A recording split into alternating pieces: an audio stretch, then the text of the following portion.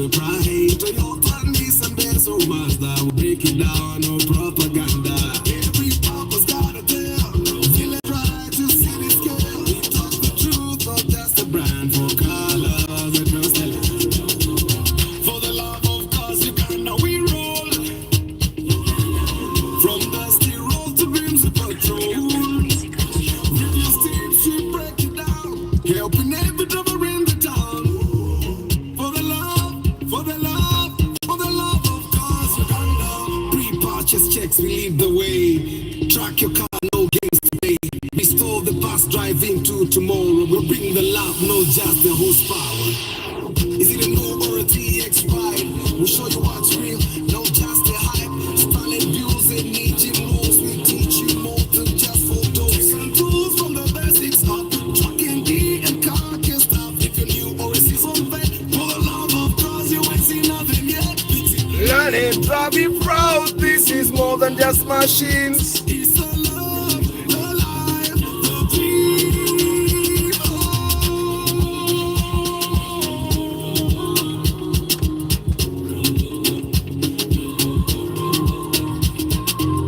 For the love of cars, Uganda, we roll. From dusty road to beams of patrol.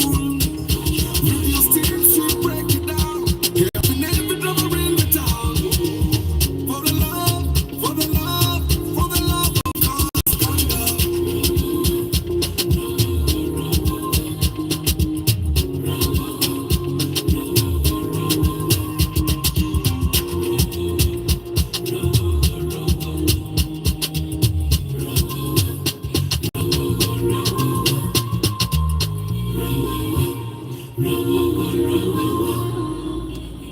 Good evening, my people. How you doing today? Obusiri bwa bodo omulabye. Omulabye wa bodo gwemba dengendo okubira wana ebyuma.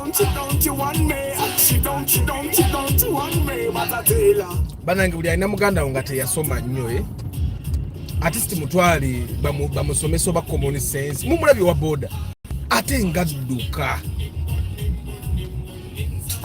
Kyokula nze nali nagamba siziika ba boda. Wa boda bw'afiira mu accident siziika.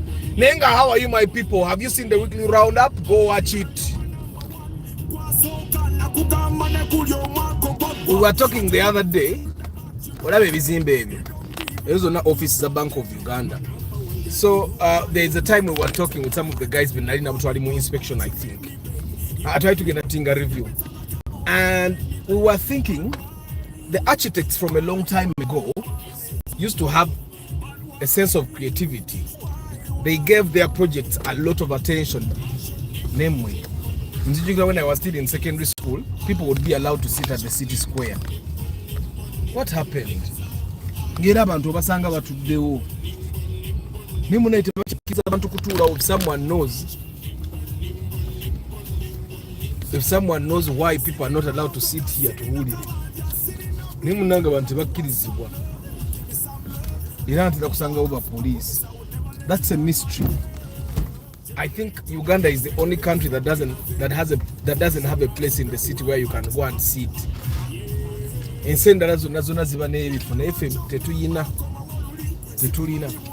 But how are you, my people? How are you doing? Today's topic might not be very popular with all of us. Even with me, it's not popular. But I think I need to talk about that topic. You guys are going to join me. I'm going to put a Q&A, obviously. I'm going to put a Q&A. And my question is going to be, what does responsibility mean to you as a man? What does responsibility mean to you as a man? What does responsibility mean to you as a man? And we will be reflecting. I'm going to tell you a short story of why I thought that on a Saturday like this one we should talk about this. Yeah. So I've put I've put a question there, so you can give me your answer in the comment section. So I'm going to go back. And then we have a chat. The city is not actually empty. I think the section where we are is a section where there are not so many people. Karota, Uganda, good evening. John's info, you man. John's info. Where have you been? You man? Lucky Mose, Katamba Isaac, Katene Motion by Benji, and the guys Abadi Mukamori. I hope you guys are doing okay. So, a man's responsibility, the foundation of family, happiness, and legacy. Man's responsibility. So, of course, I want us to start this broadcast with the Bible. I think you guys misunderstand me. But I'm a believer in Christ our Lord. So I want us to start with Bible verses. I have two Bible verses. One is Ephesians chapter 5 verse 25. Love your wife as Christ loved the church. And of course, 1 Timothy chapter 5 verse 8. A man must provide for his household. This broadcasting erinyo kufa abasajja because for abasajja a lot of things hinge around men. What the feminists tebagala kukkiriza naye the men, whatever we do, whatever decisions we make, they influence how we and our families are seen. So one, let's just think about this. Being a man is not just about power, yeah? It's about purpose and protection. Love, provide, and guide with humility when you do. So abasajja biseera ebisinga when we are trained, when we are mentored, abasajja abasinga babeera batugamba omusajja alina kuba ne control, okola ki. So majority of the time they are showing us how we should control, but they don't show us how we should actually be a man, because even a woman can control. Tanzania, Samia Sululu, Bagobai say, Mami, Idi Amini Mama, abasajja bayisizaamu eggaali.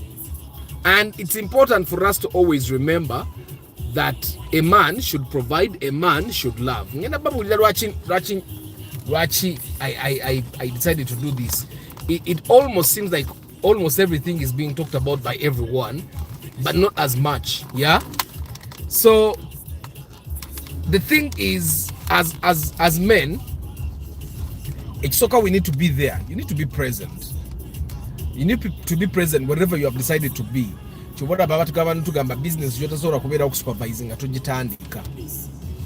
don't start a business that you cannot be there to supervise or to see how it goes. But of course, there are guys that are successful at doing this. Yesterday I learned there is a guy called Kalonji, or company Kalonji Motors. You guys have heard of that guy. And the thing is, Kalonji Motors, Nanyini Kalonji Motors, starting in Uganda, China. So his cars mostly come from China. And while he's in China with his entire family, always in the Morocco company, like that. So it's important that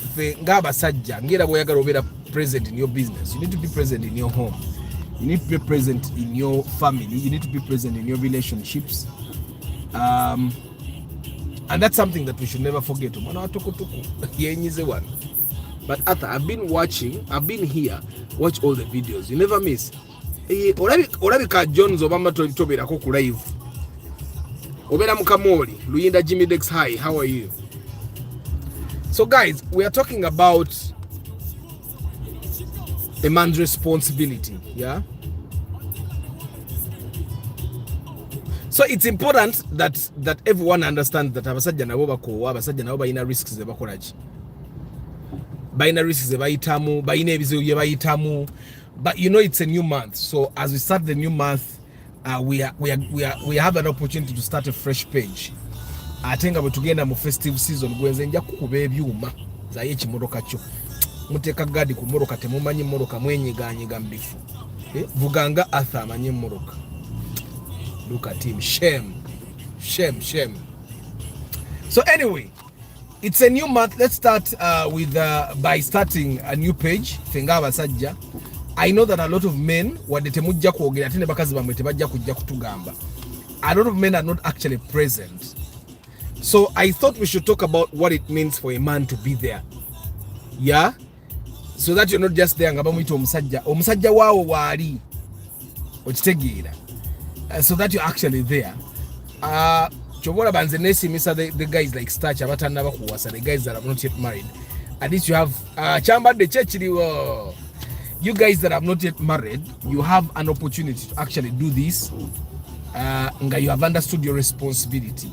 A lot of men don't know their responsibility. If you have been watching the news and ate bijja mawulire bye bitono, there is worse out there. Women keep quiet. Women are keeping quiet. So let's do Ephesians 5:25-28 says, husbands, love your wives as Christ loved the church. That's not control. It's compassion. And it's love that sacrifices, protects, and uplifts. And then in Timothy bagamba, if anyone does not provide for his family, he has denied the faith. Yeah. So it goes beyond money. And it's emotional, it's moral, it's spiritual. No kuberawo bubeezi. Nze nyine ekintu kyanema okukola ng'okuzanya ne batabani bange. Nzannyamuko nabo olw'olumu naye nze engeri gye nali ne banero omuto saazannyanga. Kati that responsibility. But I make stuff with them nga bwe nakola luli emmoroka ne Abani. I play responsibly. And then there is another verse that I want us to also talk about. Colossians Chapter 3 verse 19 says, husbands, love your wives and do not be harsh with them. Ako kamu. Buli verse gye njogerako ngenda kubanjireeta nga njibogerako because these are things that have... A good man leaves an inheritance to his children's children. That's Proverbs chapter 13 verse 22. A good man leaves in an inheritance to his children's children. Kitegeeza musajja ow'obuvunaanyizibwa olekera bazzukulu bo inheritance. But an inheritance is not just property, it's also the principles, the values, the habits that your children will copy. Boba nakola kinga bakuze okitegeera. And then of course the greatest legacy that you as a man can pass on is not money but a life of faith and integrity. Your sons will learn manhood by watching you. Your daughters will learn how to be treated by how you treat their mother. Jaye vivi mulabi. So that's a legacy. Okitegeera. Now I think now is the time for me to share why I am talking about this. Today I pray you with the Bible we end well. Isaac. Se kulabikira ng'omuntu atamanyi Bible. Kuvaasa ezo zonna ze nkukubye. Okyayinza okunzanyisa nze ne Katonda. So Patrick Bitatule naye katika tuveko ku Bible tugendeko mu basajja bana abasajja bitumanyi. Patrick Bitatule yagamba values are wealth. Wealth fades but values multiply. The value of honesty, okitegeera. The value of hard work, those things can multiply. Send it over again. That's why most of you guys go to discussing. I inspected the car yesterday. I've not yet posted it, so that's why I'm not talking about it. I'll talk about it in tomorrow's broadcast. Twabade twogera yesterday, and then someone was telling me, someone was telling me that it's very hard for wealth to last for generations. The poor people katinganze Arthur nazali wangu wavu nsobola okukola ne wabeerawo kokka sente kati batabani bange bwe bajja baka multiplying because mbamba traininze ne ba multiplying ne ziwera ddala nga sente nyingi kati ate abaana baabwe abazzukulu bange ne bazisangawo nti bate kati basobola ozisangawo ne bamalawo mu male sente ziggwerawo mu 3 generations. I think ensonga lwaki the Bible is telling you to prepare an inheritance for your children's children. okitegeera gwe gezo okone ku side mirror yange gezo okone ku side mirror yange wogenda okumanyira nti abasajja bakuba ebikonde gezo okone ku side mirror yange wa boda ali wanavuga up. Yeah. You should see how he's panicking kamuvire bambi. I know naite yagala kuvuga up. Muviri de kagende, you guys want to see him? Agenda to itaka. Atide Land Rover. So anyway, I am already downloading the weekly roundup as usually, watching it on my TV from home. Most times I stream from work. Oh, Amina. Martin Athotisa Tisa. Way! Nabadde ngenda kuba omuvubuka eggulo mu jama. I'm going to tell you that story as well. Taking care of yourself and family and regulating your family life. So guys, as November begins, decide to rebuild your foundation. Nadala mwabadde beswide ogwana gamba. Lead with values and protect your peace, because your peace is important as a man. Otherwise, ojja kufa mangu, and I know you don't want to die early. Okitegeera. Bu children mubulabye. Mubulabye your children. So guys, love your family in word and action. I'm going to tell you this thing. Now, when call an inspection, guys,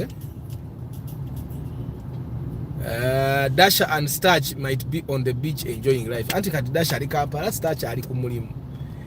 So guys, I'm going to tell you the story, the reason why I decided for us to talk about this.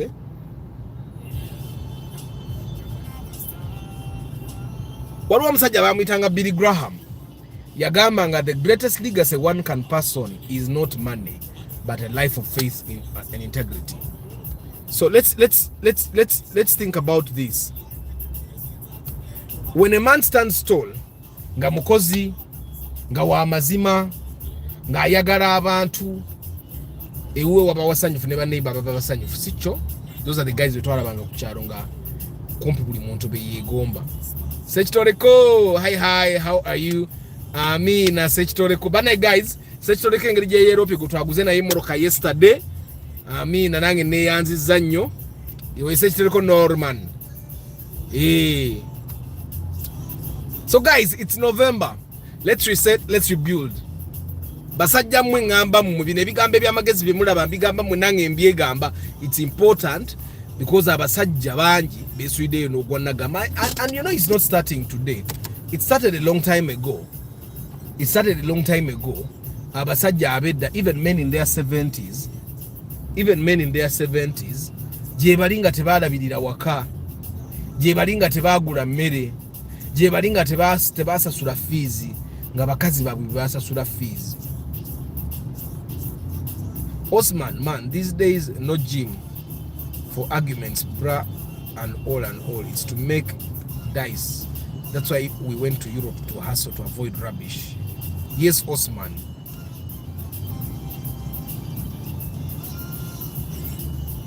So, do you know why we have been seeing a lot of stories of omukazi yazaira omusajja abaana abatali babe, omusajja n'asirika ng'akuza akimanyi nti abaana si babe, n'asirika ne kitegerekeka nga omusajja afudde nga mu kiraamo mwekiri. It's very easy for someone to tell you that abasajja bedda bakikolanga mbu baali nga beewa ekitiibwa biki. Some of those men were not taking care of their responsibilities at home. So then their women found solutions. But they found the solutions without actually leaving their husbands' homes. Because a long time ago, women were handed to their husbands by their parents. I don't know if you get what I'm saying. Nti ebiseera ebyo nga family zezeewasa n'okwewasa. Okitegeera nti family ya Kisenyi negende wa family ya Sekitoreko, begende mu family ya Sekitoreko n'awa mutabani wa Kisenyi omwana omuwala. Kati nga abawala abo tebasobola kumala gavaayo. Nenga mutabani wa Kisenyi bw'aba taking care of his responsibility, muwala wa Sekitoreko alina okutetenkanya. Kati mutabani wa Kisenyi bw'abanga taking a responsibility, muwala wa Sekitoreko bw'azaala abaana ebbali, mutabani wa Kisenyi talina bwagenda complaining abantu nti muwala wa sekitoleko yandeetedde abaana abatali bange kubanga muwala wa sekitoleko agenda kugamba obadde togula mmere waka obadde tosasula fees tubadde nga tetulina nva wano nga nze nzitetenkanya kati olwokuba mutabani wa Kisenya talina bwakyogera ng'asirika busirisi. These are tough conversations that old men don't want us to get.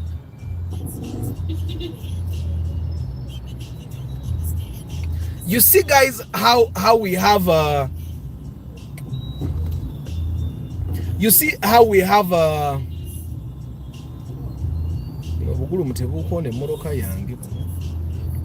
have to be careful. You see how we have the saying that abantu abakulu tebasobya. It comes out of Africans wanting a lot of respect even when they don't deserve it. Yes, I said it. Even when they don't deserve it. You see, I'm a performing artist, and some time ago, I think about 2 years ago, I had a function and I needed to get a chief guest. A chief guest for a function is supposed to be someone that inspires you and would otherwise inspire the other people that are in the congregation. I could not find anyone in the performing arts that inspires me. Why? Because most of the people in the performing arts that are mature, they have done things that I've seen firsthand with my own eyes that gets me to not accord them the respect that they think I should accord them. And because it is like that, I also thought by bringing these people to my function, I'm indirectly endorsing them and whatever bad manners they do or whatever dishonorable things they do. I don't know if you get what I'm saying. Kati bana abafirika balinga bagalanya ebitiibwa olwokuba bayagalanga ebitiibwa kwe kuteekawo kiri omuntu omukulu tasobya omuzadde katonda wa wano ku nsi. Like how much effort did the parent put in really? Like how much effort did the parent put in? The parent went to enjoy himself and accidentally you were in the stomach.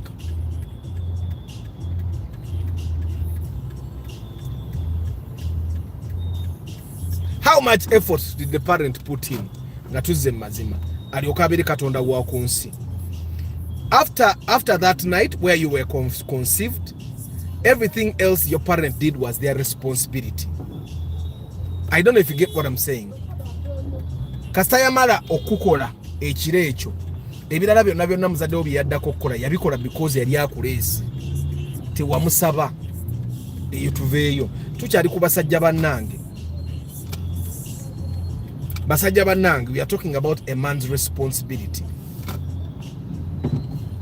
Bannange ababoda basiru vaayo bamaze okulaga tolina kwambuka owalaze empaka vaayo ogira obuuso. Abaye, are you there? We are talking. Today we are going to have serious talk, you men. Today, even if the women don't come to the broadcast, me, I don't mind. Because I think we never have this serious conversation. Not even a conversation where is it? People are putting their egos on us.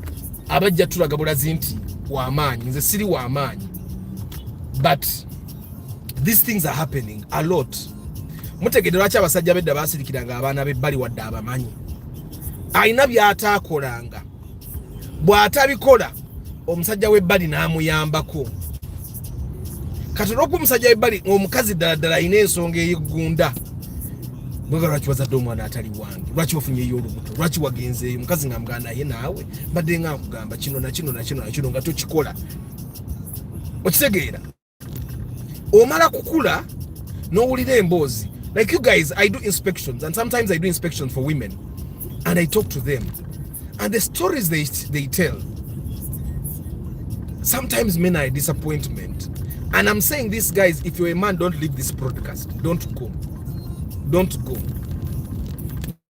Njagala kuparking anjogere ngamba tunudde maaso nti because after today's broadcast, some of you guys mugenda kuchuka. I've done inspections. Good thing is no one knows whom I'm talking about, but I need to share these stories. I think the one story that touched me was a story of a lady, who normally somehow conversations go there. How we started talking about that, and because normally I'm curious to figure out why haven't you come with your husband. Sometimes I'm really curious. Then after parking again, yeah.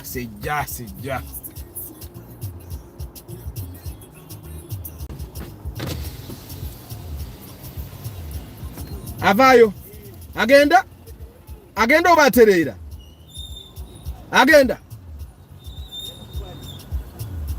afuluma aterera buterezi naye aterere tupakinge bulungi kuba wano wajjawo emmotoka bbiri ovaayo naye ono wanuwa aveeyo pakinge reverse bw'apakinga bw'ati agenda kutta parking spot endala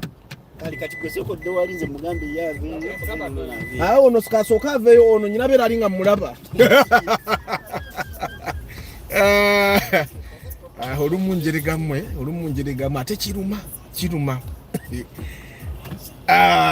so guys kati obuzibu owakapajjero ai okuvaayo ne badde na mu parking spot yange. But anyway guys, let's talk about it.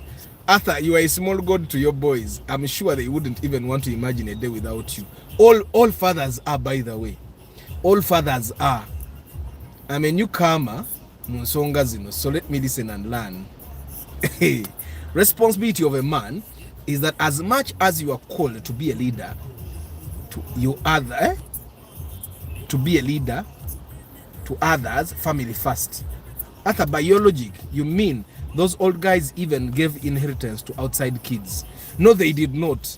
You guys have heard stories that once a man died, in his will, he would actually say, oh no man, no si wangi. You get.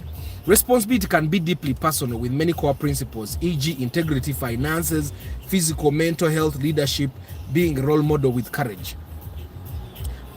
Man, my mzee puts on very big shoes. Not sure if I can feel them. You will. Now, let me start the story. So, I've had this conversation. It's almost the same pattern with all women.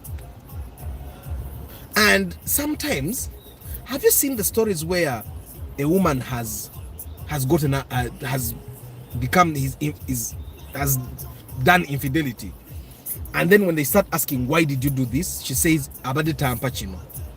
Okay, now when a woman says I did this because the man is not giving me this, we feel like, oh, now she's a hoe and all that. But let me tell you this, a lot of us men, when we are vibing women, the things that we keep telling them is that I will give you this, I will rent for you a nice house, I'll build a nice house later, I'll give you a big screen TV, you'll eat whatever you want, I'll be taking you out. We promise them a lot of things, right? They accept. Some of you guys, the woman will accept you because you have promised something that no one else has promised her. So she comes to you. Most of us, when you marry a woman, she comes to you because you have promised provision and she wants provision. I don't know if you get what I'm saying. So, after marrying her, you put her at home, you probably provide for like 2-3 months and then you stop. That's what most men are doing these days. They provide until the woman has nowhere to go now and then they stop. These are stories that I've had and you guys have heard them if you talk to women. Now, katinze ntula mmoro kamuno wangendo kula inspection tunyumya.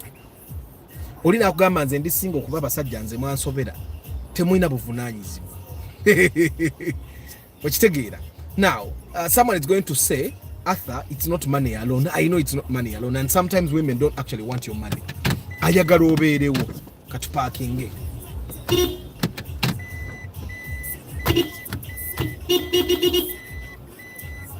Kwe boda vaayo.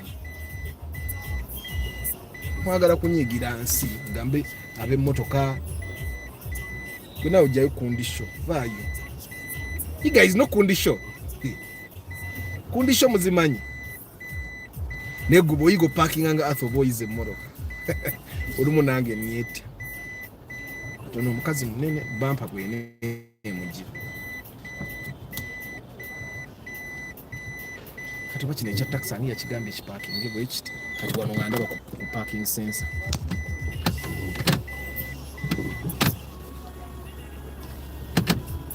So guys, we are talking about a man's responsibility today because it's something that is rarely talked about. Naye nno omusajja wano ona alisikengeri nene nnyo najja ne yenyiga wano naye kale ata kisenyi yayi mmotoka yamala namala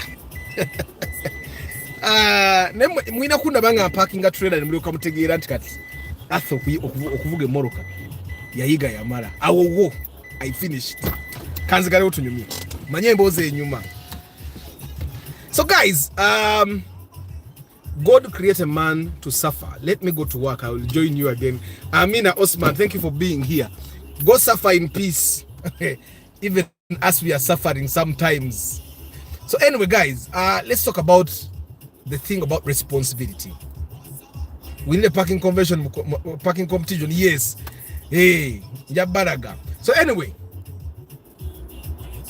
women are suffering. And I'm not a spokesperson of women, but I find that a lot of times that we as men are complaining about their infidelity. We are complaining about their big-headedness. They don't listen to, my woman doesn't listen to me. My woman doesn't tell me when she's doing this. My woman doesn't want to cook for me. My woman doesn't want to wash for me. My woman doesn't want to do this. When you were vibing, how you promised her a lot of things and now you're not doing them. And yet that's your responsibility. Your responsibility comes from provision. Sometimes the provision is not just money. Sometimes provision is also you being there. That when you don't have money, you talk to that person and tell that person, you know what, I don't have money, but what can we do? For any person that has been in a relationship, you guys know that loved. That's your number one thing. The moment you don't show that woman that you are there, now someone is going to ask me, Arthur, how about the women that left pastors? Kati answer you. Sometimes we as men think that when we provide money, we have provided everything. But have you ever asked yourself about the men that provide money and then they strangle their women? Because you guys hear those stories. The man has all the money, provides all the money, but at night they are fighting, they are boxing each other. You get? So at moments like that, the money no longer makes sense. So the woman will not have peace because you're strangling her. You provide the money, but then you don't give her peace. I don't know if you guys get what I'm saying. So the moment you don't do that, now, there are also things that are happening in our communities that we don't want to acknowledge. Most of the men out there no longer pay the bills. They don't pay their kids' school fees. They don't even give their women hair money. Guys, natura no mukazi muno mu motoka. Nangamba, Arthur, nze mbadde ne bba wange banga. He has never given me money for hair. I've never handled the phone. Nti bba wange yagiguze. Yeah? The woman said, my husband doesn't pay rent. He doesn't buy food. We have 4 children. He doesn't pay school fees. Every morning he gets out of the house na agenda. Ngatale se mmere na akomawo na asabe mmere. Now this woman aina abaana bakulu ababiri I think bali ku university. But you can imagine they have been in this situation for a very long time. And she says the man works. Now a lot of us men we are going to say that omusajja naye ateekwa okuba alina ensonga lwaki yakikola. We as men, we are not supposed to give excuses. If you married a woman, you married her because you can provide. The moment you feel like she does not deserve your provision anymore, let her go. But if you keep that woman in your house and you don't provide, then that's a problem. Because we will try to give all those excuses. Yanvu maluli, yakola chi, yagana okunfumbira, yagana okoza engoye zange. Bwabatayo zange ofuna gyozoreza gwegula emmere. Okisegeera. Now there is also another woman whose husband was deceased by the time we talked. And when initially when we were talking and she told me my husband is deceased, I was feeling really sorry for her. Until she actually told me that after that man died, we were together for about 15 years. But in all those 15 years, I paid the rent, I bought the food, I bought the kids' clothes, I paid the school fee. In all the 15 years they were married. So after she said that, I said, oh my God. In my heart, I did not tell her that. I said in my heart, you must have been relieved when your husband died. On top of that, she told me, when I took my husband to go see land that I bought with my own money, and I asked him that we start building a house for our children, my husband told me that he cannot build a house on land that is not in my names. The land was bought with the woman's money. No, Rama, I know they can cook, and I know they can cook, but these are things that are happening. Before you actually, Rama, before you meet men that are not taking care of their responsibility, you will know. Before you do that, Kategorama, you might actually be one of those guys that actually takes care of your responsibility. But we have to understand there are men that don't. About there are women that don't wash their husband's clothes. There are women that don't know how to cook. Oh, have you seen a woman that doesn't know how to cook? They are there.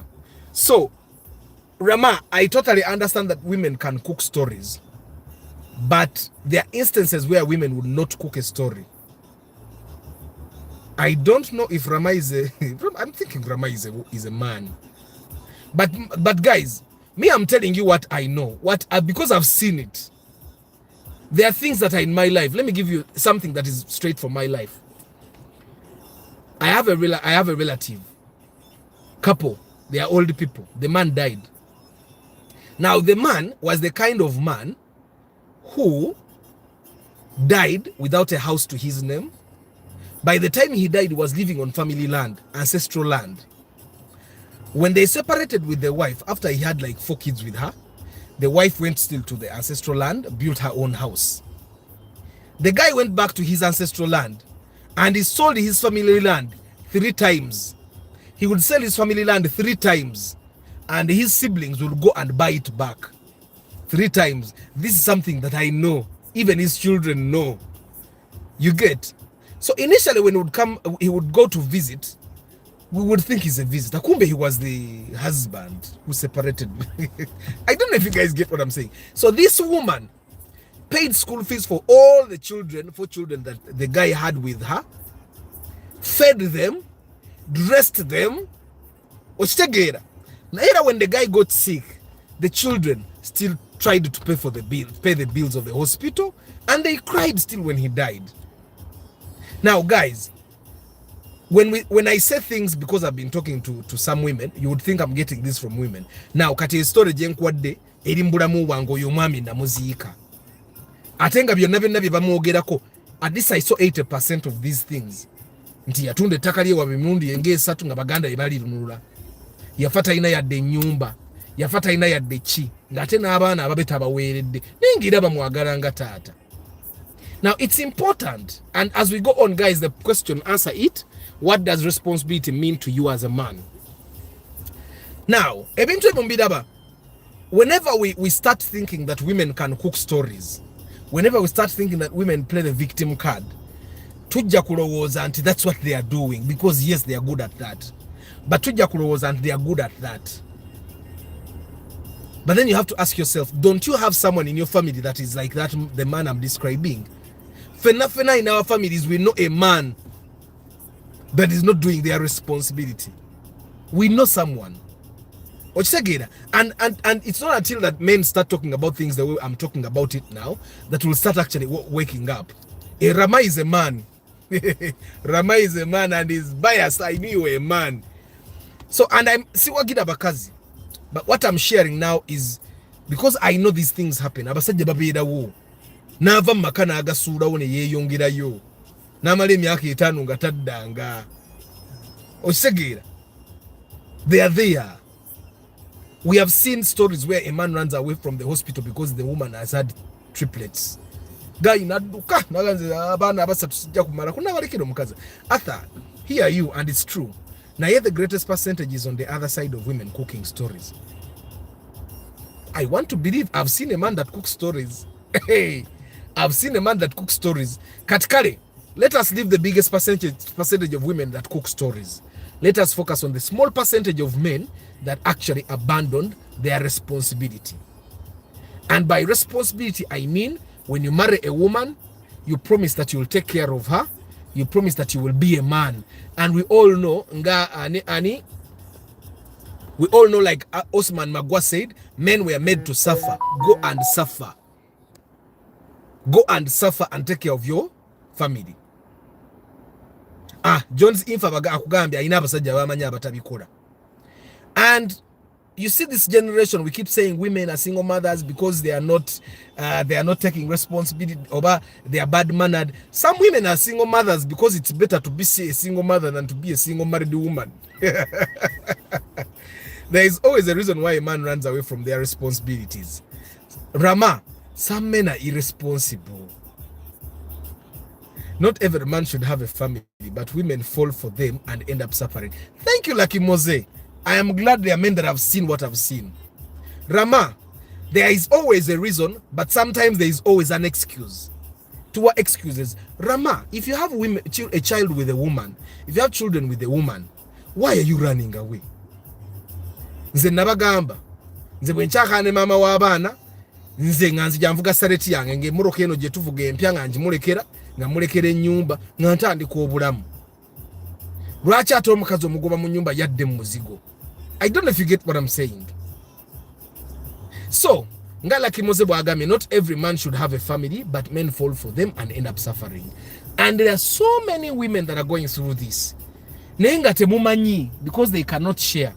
Sometimes women end up being single mothers because it's better to be that than to be in a house where you're paying all the bills. And you know, when some men like this, no kuba bakuba sebo. Najja nakuba. Ngati yaguze mmere nebo atagisanga ira nakuba. You guys, these stories are true. It's me, I know there are women that cook stories, but I also know there are women that are true. I shared a story here of a woman that was cheating on the husband, and she even recorded videos of herself in a guest house with another man. Now, when the story was shared with me, I told the person that shared, there is no way a man marries a woman because the woman initially started by saying the story that the man does not touch her anymore. There is no man that puts you in his house. Now that is justified. So the man was suspecting the woman had another man, but even then he kept providing. Until he got proof that this woman was actually cheating. Nasigaza abaana be tiyamugoba n'abaana yamugamba bugambi gende woyo omusajja w'omupya abaana bange baleke wano. Now that's different. Okitegeera. And it's not that every woman is to be married, baganda bange, as Lucky Mose has said. Yeah. But you know, Rama Charity Organization, we as men, we have more choice than women. Do you realize we have more choice than women? Because me, I can decide who I marry. The woman may not actually have as much choice. Why? Because some women end up being married after they get pregnant. Amalafuna lubuto nga alina okufumbirwa atalina kyakkola. Okitegeera.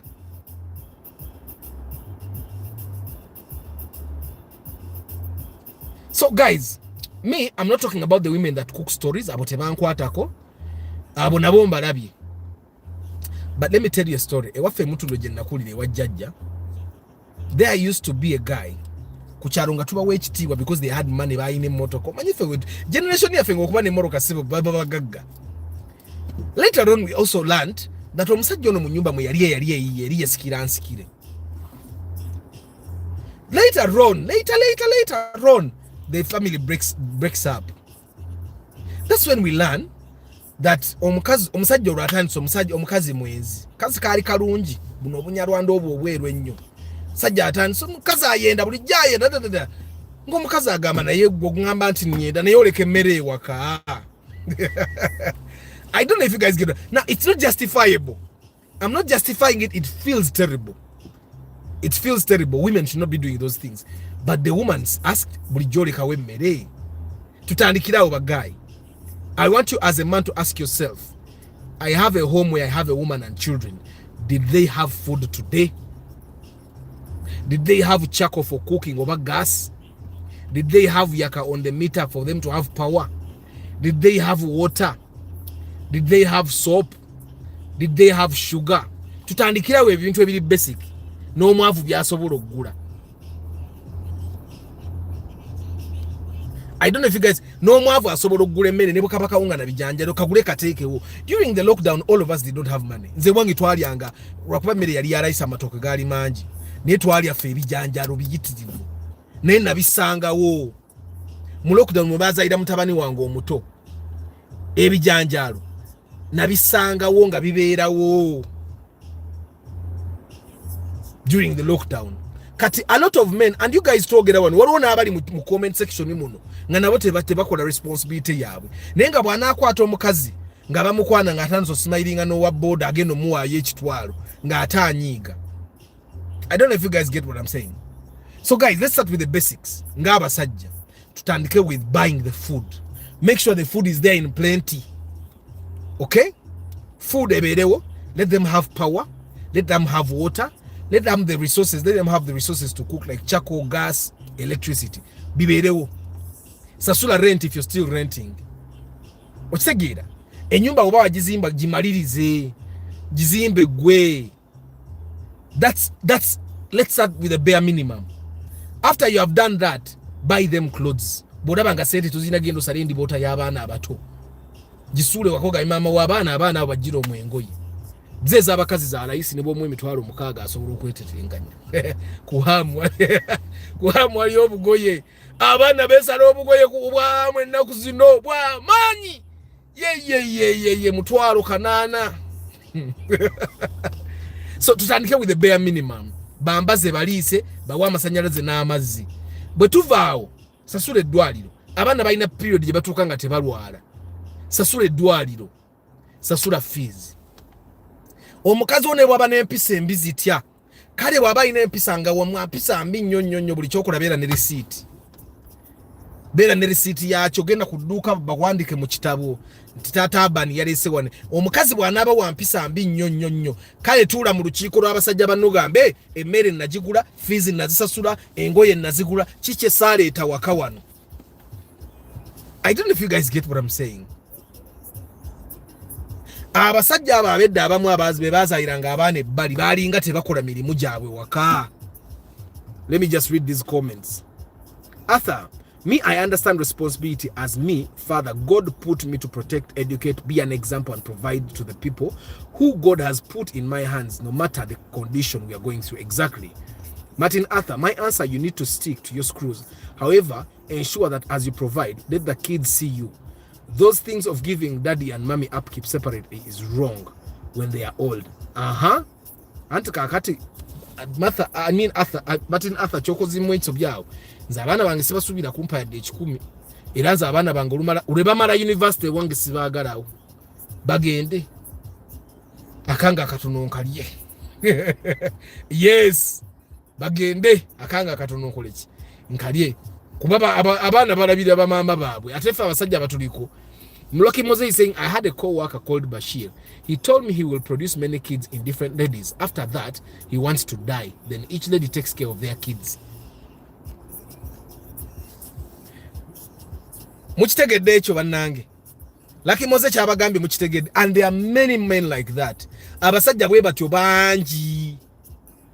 Kati actually want some of you guys are in responsible communities. When you're there in a responsible community where every man is taking care of their business, or some men appear to be taking care of their business, we think they actually are.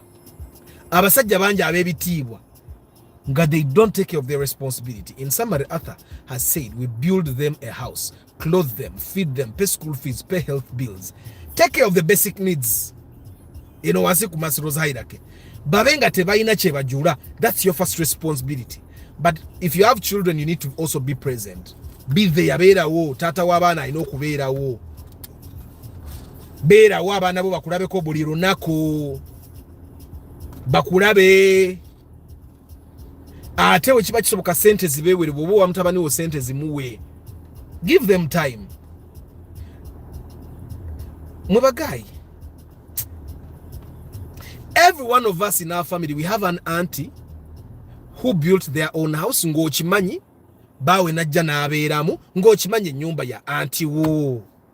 Kati bwe tudde ne tugamba bakazi they cook stories da we know it's a story tuzirina, but it's because men don't want to talk about these things. We badde eri ku bia ne beerimba, but we know these stories actually exist. Abasajja gye bali nga bamuwasizza. And I have 9 minutes broadcasting Jigalewo. But guys, it's important that us men remember our responsibility. Boba nze nabagamba nali sagala zaala baana nga ndaba ensi gye tubaleeta mu mbi nnyo okitegeera, but there are also people that have had their kids nga babawa obulamu obulungi because they do their work.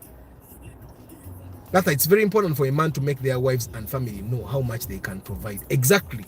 The moment you don't do that, omukazi ajja alowooza oli mugagga. Good evening, Starch. Eno conversation Starch ebigwanga atanna wasa ekolera nnyo. So Rama, me, I totally understand. I think I get it. I get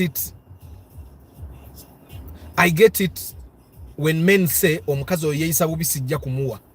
Omukazi bw'oba toomuwe sooka na kumugoba,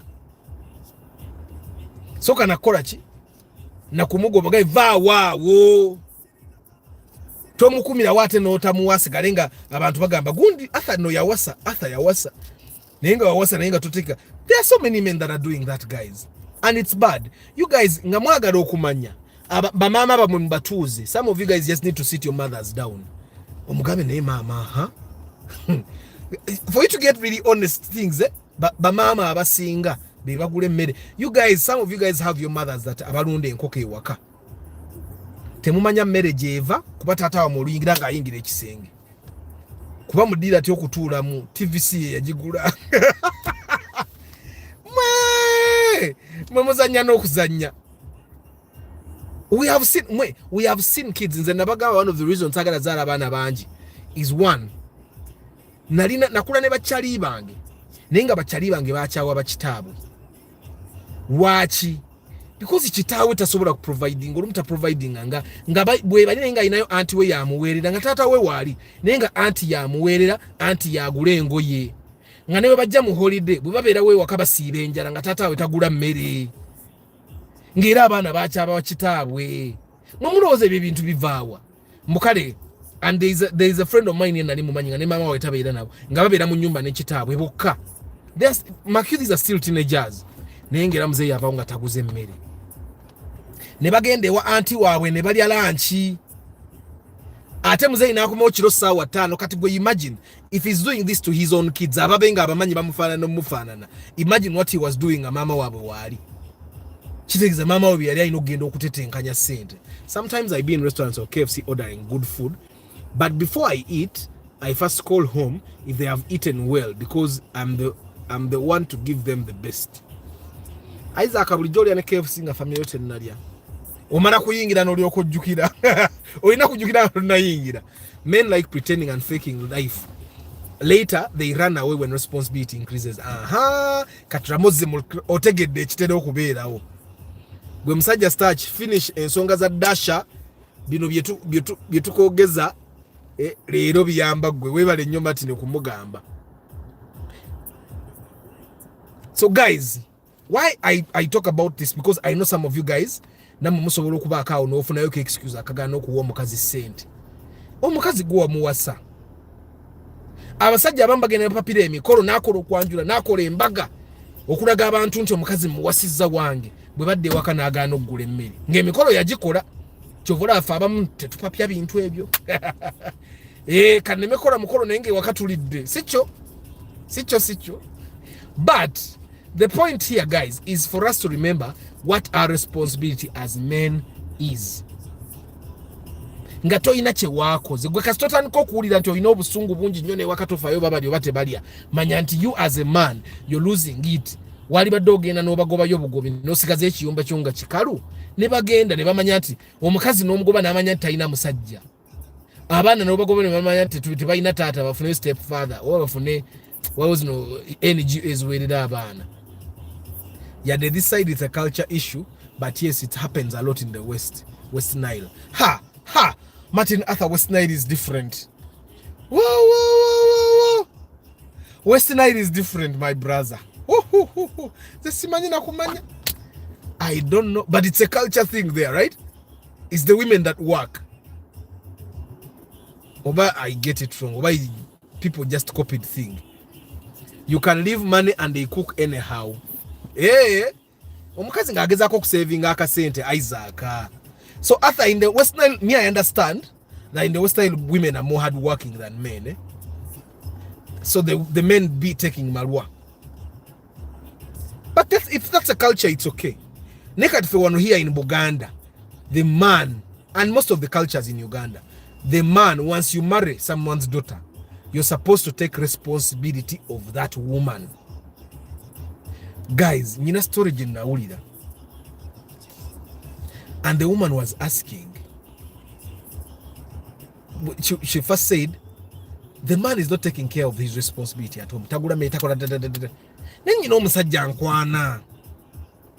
Okitegeera omusajja nkwana kati ebintu omune betuli ewaka. Yabimpa sinaba kukkiriza. Ne kati gwe Arthur yagala nkole ki. Ne mpulira obusungu ne ngamo yagala kwenda ku musajja munnange. Ne mpulira obusungu. Newe namala okulu ne ntulamu ne ngamba naye bwaba muganda wo nga gwe bayisa batyo. Era kirungi nti siri mukazi nze nyina ebintu byesali gumiikiriza. Nali yenzenze. Oba nali no byembeera single mother.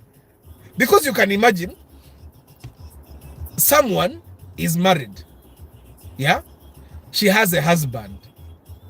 But the food she's cooking at home, or the food that the maid is cooking at home, is from... There is another woman that told me, Arthur, natuuka nga ku mulimu nyina omusajja gwe nkola naye nga yampa amagezi nga tampa sente kati ate amagezi bba wange ge yali mpadde nga ate omusajja ku mulimu gwe nkola naye yagampa nga ngamba kakati olaba wagula ploti kakati waligenze ne basima omusingi soke tukole ku bya pulaani nga tampadde yadde ekikumi, but he's telling me what I should be doing. Okitegeera kati ngomusajja nane we yatandika okumpa sente nga he's not giving me a lot of money nenga akwata 10 n'alikuwa n'agamba omanyi zine 10 genda basuulewo amataffaali yongera kesatu oyiwa amataffaali. The things that the husband should be doing, a stranger at work is doing them. Era mukazi nanganze Arthur ngenda kutendewalirwa kubanga bawange okitegeera kati. Let me tell you another thing we conversed with. Twabadde tukola inspection yesterday ne twogera nengamba abasajja abamu basiru mukazi waali na sente negwe ekifo ky'okumukwasaganya sente ezo muzikozesa onyiiga bunyiizi. Some of you men just get angry when you men have money. Okitegeera twabadde twogera ne sekitoleko oyo. Sekitoleko n'agamba nze nemba nga nyina omukazi nga mugezi nkwata mukwate enti ne muteeka wano ne nkola company nga yakola emirimu nga nze managing director. You guys just imagine ngo ino mukazi, let me say ngo mukazi professional ngani nga lawyer nga bamukozesa naye ngolaba she's brilliant nga ina sente oba nga potential kola sente weeri. Kati abasajja abamwanyiiga bunyiizi kwata bukwasi mukazi omugajja tukolero farm ze nnoonye emirimu. Some men just get angry. Ne babeera mbwavu nga risosa jiina mu nyumba ne batuka ne bekyano kwekyawa nga yali alina capital gold mu nyumba muli awo. Arthur, add it that no matter how much he has, the man should provide. Exactly. Naye Arthur, leave work husbands and wives. These people are very cunning. Martin, work wives and husbands, they will can a person that is there to be canned. Martin Arthur, if someone vibes your woman at work, one, either the woman married you out of circumstance, or two, you don't live up to the expectations you set, because fena not setting expectations. Chobola nze nabagamba fa abambwe tuba tukwana tetugenda mu restaurant in ebya out tetubikola nga tandika relationship wano, we set the expectation low. Naye gwe omukazi omukwana waliwo gayi yali akwana wano omuntu omubwe nkola naye omuwala amututeleka Serena Kigo amututte nga yagala kulya bwamuganja kujja kuwasa tetumanyi oba yalya but from njagala mbabulire okusinzira ku analysis omanyi ffe tubeereyo mu office tukola analysis ng'abasajja ntuga yalya teyalya ntuga kasoko tubuli ebyakolera yantwala wano nangulira kino gamba yalya he ate guy ng'omusajja omukazi amutwaliyo mu bifo eby'ebbeeyi kati you can imagine omala omutwala mu bifo eby'ebbeeyi ebyo ng'omukwana kati bw'omala omussa ewaka nodda mu nnomo nemba nga bifo eby'ebbeeyi temukyagendayo muliira waka bw'ayagala pizza ogikolera mu oven nganze bw'ayagala pizza ogikola bw'ayagala enkoko ye wandege omugaka tugule enkoko tugisale we save money osigira nga tiri wamutwalanga wandege yanaagirya bw'ayagala okulya KFC ng'omugamba recipe nagiyize kati nga luli bwagenda mu bugenzi ogira mbwa jangusaye kuko obutungulu bunkaabya. I don't know if you guys get what I'm saying. So if your wife has a work husband, it's one, the wife did not really want you, or two, you did not live up to the expectation or standard you set. Echo ge mazima tujja gagana naye nga ge mazima kubanze kyemmanyi luli twali ne editor wange editing shows for the love of cars, and he was saying, because we know the car makes it easier to eat fenga abasajja tukimanyi, and he was saying Arthur, okay, we were arguing tugamba omukazi teri mukazi agaana mmotoka omuntu za mmoroka abajja kuwa, and sometimes it's true but not all the time. Then I asked him a question, gwe tufunangako omukazi n'ogenda kulya n'agaana ngira yali amufunyeko n'agaana nemubuuza kati bw'oba wafunako agaana ate nze navuga emmoroka kuva nga mu 20 years nabanyumiza wano. There is a time nafuna akakiiki tugenda ku date kanywedde kyayi wange wa 15 210 zaali nyingi temusinika manyi 15 zaali nyingi 5k febisere twanyaka kyayi wa 5 tugenzi akala kanywedde kyayi wange wa 5 nze sanywa na kunywa ke kanywa baadi totubinika ne kanya kyayi wange wa 5 enkuba netandika okutonnya we sit in the came to ndo na garage na mvuge mmoroka mu nkuba nga nsoseka mmoroka mu garage nga manchi wedde omwana yavaamu n'atambulira mu nkuba n'agenda. Emmoroka can make it easy but not all the time. Omwana yatambulira mu nkuba ng'ateeyiika, not drizzling, ng'enkuba y'amaanyi atambula n'agenda. Nze gwe gwasooka okukiraba. So we are talking nga tugamba emmoroka eyangu y'ebintu, and then I asked him, gwe kyogera tokwanangako omukazi n'agaana osegeera togendangako. Martin Arthur 5k was a lot in 2010. 5k you people don't know. Olaba kati enkoko yewandege yesatu ofuna nkoko namba ne chips ne cabbage. Kati imagine at that time. So anyway, I was asking him, then the other question I asked him, and I'm asking it to you all men. Onaku lwa leero, haven't you ever gone with a woman nga mugenze n'agaanirayo n'agaana nga mutuuseyo n'agaana oba olumu nakkiriza naye nga nga naawe olaba tebigenda? Hasn't that ever happened to you? Kati if that has ever happened to you, kitegeeza mukyala wo bw'afuna work husband waliwo ensonga emusindiikiriza, and I'm not saying that tasobola, asobola, but wajja kubaawo ensonga, era ensonga eyo bwejjanga ekusinze omukazi mugambe genda fuluma, tetugaana gula mmere waka, mugambe genda abaana bange baleke wano, because the kids are your responsibility. Take care of your kids. Okitegeera oba se ekyo gwe fuluma ennyumba mulekeemu. Nze ndi omu ku basajja abasobola okunoba, naye era bw'ofuluma ennyumba n'omulekamu buli weekend weerezaayo emmere, abaana batuka okugenda ku ssomero, sasula fees, gula ebyetaagisa. That's what a man is. But Arthur, all your friends are serious predators. I thought of coming with my sister, naye I feared. Martin Arthur, not all my friends. You think when you leave her there, what? Then what? Mbuno, hey, you be there. You think where? Mbu what? Where she is what? Mbu what? Kati Martin Arthur, you tell me, are you not a man? Gwe kyogamba mbugwe. Martin Arthur. But sister Bobera nabo, you cannot protect your sisters all the time. I'm telling you. You can be there and one of my friends is already dating your sister and you don't know. And I have some smooth operators in my office there. You can obodia muchidala.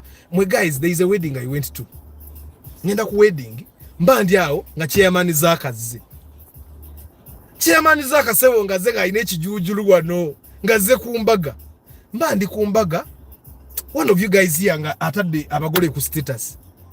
Omugole omukazi yali my sister in law. The world is very small. Kati Martin Arthur, you will be there, you are in the chidara abakoba ze ogenda okulaba nga Arthur ali kubako nga ntudde wali nze best man. You be there. Now remember the ex I told you. I used to be having a guy wholesale nga I buy 35 kgs. I'm going to start you now bari bakuroga.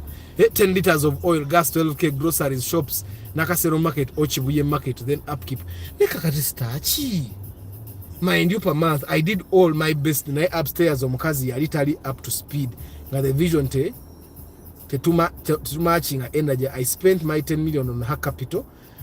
And she ate all the money. Now I'm cheating nako. Starch waliko ekizibu naawe. Gwe mukazi ngo mushoppingira Nakasero. Sometimes abakazi mbawe sente, abakazi bayine ngeje babadamu ebintu sente nezimala nga tusubira nti zimala. Abakazi babana kati zo sente zo nawo oyinza nokusanga yanyiga na bunyizi ngo yinona sente. Olumu mukazi tayagala gas gugula gas. Kazi ayagala fumbira kunku. Though I'll give it a try kudasha. Amina. Smooth up. Martin Arthur, you'll be there at home. Nga bakugamba abakoba ze nga Arthur ye muogeza atenzo okwanjura ko oluzungu I speak. Nabagamba nayogeda ko okwanjura ngo Musudani ya wasa. Ne batufaini nga Musudani ne yechanga nengena nga spokesperson ne muoya woyo Musudani. Kati abaze no mukone batandiko muga nakakazi kakadde. Fe tukayamba. Nga neri omukazi agamba no muko mubi. Omukoyi yali mubi nga face nga tesanyusa nnyo. Omanya abasudani, some of those Sudanese. Kati na ye era Martin Arthur jakuba oli awo nga nze mwogezi nga nzija mu kidaala kyammwe. Tata Arthur, you know even me I'm called Arthur. We have come here to be born in this compound mu lujja luno. Awo ngambe the groom here, the man that wants to be born in this house, met your daughter some time ago. We were in the field shooting a review of a car, and he's a smooth operator. Oronga Arthur really wechanga. Arthur is saying he can't. The problem started with you as a man. You didn't set the ground first. Ramachage. Guys, our 1 hour is done today, but the takeaway from today, guys, is that as a man, you have your responsibilities, okay? Take care of them. But also, guys, Martin Arthur bayogeda ku sister way. Guys, try as much as possible to talk to your sisters. The one thing I've realized is that most of the girls, the mothers don't talk to them, so they don't prepare them for life. It's a fact. The mothers don't talk to most of the chicks out there. So you as a brother, you know what men are capable of. If you know what men are capable of, you're talking to your sisters and making sure they also know to protect them. You cannot protect them like be a bodyguard, but empower them. Some of these girls, because they are innocent, they don't know. You'll be there jeering Martin Arthur. Katano Martin Arthur baby chali yao. Oba mchidala nga Arthur yaze. Anyi muganda wife number 2. Ngate your sister. Ngo ita you don't know that Arthur is married. Ate number 3 no number 2 chali. You don't know that Arthur is married. Now your sister tells you, I know. But Arthur is a good man. Come on, Arthur. If it's even your namesake. Just number 3 and go complaining. Eh? You leave me, I'm happy. He makes me happy. Katia, what would you say, Arthur? Eh? What would you say if I came to your home and I'm the muko? Ata onja kuboro ni olaba kati nyina mu envinga satu awenga ichirefu kyonna kyeru. Ninga ntudde wali mu kidala. Ngate I will be looking at you straight. Anyway, guys, whatever it is, take care of your responsibility as a man. I want you to always remember that as a man, all the bills are your responsibility. How you pay the bills is not my business, but pay your bills. You need to be present in not only your children's lives, but also your woman's life. If you're not there, but before you do that, guys, make sure you marry a woman that loves you. Ekyo kikulu. No wasa omukazi nga atakuliiko, ebyo nabijjawo tebikola sense. Can we stop the broadcast? Martin, let's not go. Don't be sentimental about these things. I'm just creating an image. It's you that talked about your sister. Now, I'm painting all these scenarios. And then I come and say, Muko jebali. Ngatulete nkoko. Guys, thank you very much for being part of the broadcast. I want you to always remember that as a man, your responsibility first is to your family before it goes to anyone else. Before you show your workmates that you have money, before you show your friends that you have money, make sure your wife and children know that you have the money and you give it to them. Temwe kubanjawulo temukuba familia zammwe enjawulo, otherwise tugenda bazayira abaana batali bammwe obwe bubaka obuvudde mbakyala nti nze me I realized earlier on in life that if you look at, for example, have you seen all these chicks abali mu media abajja ne bagira ne bagamba omukazi yali she's not faithful to her husband, then ogenda okuwulira story ndala ezijja ne bagamba omukazi oyo yeesasuyire okwanjula, yeyaleeta sente z'okwanjula. Okimanyi? Have you heard those stories? Muwulidde ku stories za Chosen Becky ne bagamba oli omuvubuka Chosen Becky ye yalina sente, omuvubuka teyalina sente. You've heard those stories. Kane kumpya gwayina bagamba Chosen Becky ye yeewasa. Kati those stories, there is no man that's going to get respect through those things like that. Ontegeera naye nze kamba siwule munagamba neefudde kamanya naye weekly roundup twamaze dojja uploadinga mugende mugirabe. Njabala tomorrow I'll be telling you about the story of the inspection we did yesterday and the car we bought. I'm going to post it later on in the day. Today is a weekend, don't drink and drive. Karota Uganda, Jones Info, Lucky Mose, Katamba Isaac, Katena Motion by Benji, Luyinda Jimmy Dex, Jones Info, Kumaze, Chambade Hannington, Basic Chris, Martin Athamoko, Sechitoriko Norman, Osman Magwa, Davis Tugume, Mugisha John, Richard Aki, Banai Abadi Mukamori, I don't take you for granted. Mwena kumbaga nga chairman zakali wa nechi baby. Simanyo bambade mu kiwudde nchidambuzi just to make sure that you know. Bwe bajja wano nchanu ball wali wa kumande. Mmanye mgaye atha yakula bangoli nechi baby wano. Kido.